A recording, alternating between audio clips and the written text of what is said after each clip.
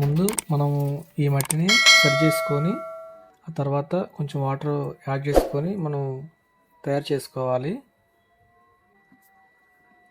తర్వాత లోపల ఒక చెయ్యి సమానంగా మనం పైకి అనుకుంటే మనకు మట్టి అనేది కరెక్ట్గా వస్తుంది.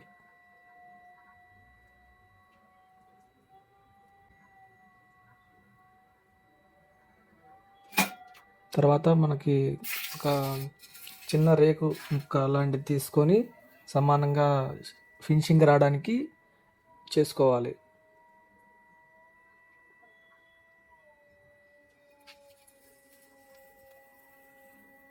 సో మనకు ఒక షేప్ అనేది వచ్చింది. మళ్ళీ ఒక 2-3 టైమ్స్ అలా చేస్తే మనకి ఒక షేప్ అనేది నీట్గా వస్తుంది అన్నమాట.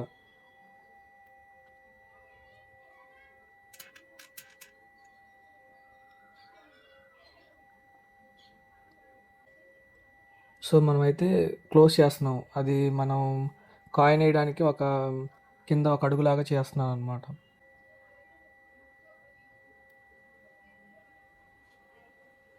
సో మనం పట్టుకోవడానికి మనకి గ్రిప్ ఉండడానికి ఒక పైన అదొకటి యాడ్ చేశాను. తర్వాత మనకి ఎయిర్ అనేది హోల్స్ అనేవి పెడుతున్నాను.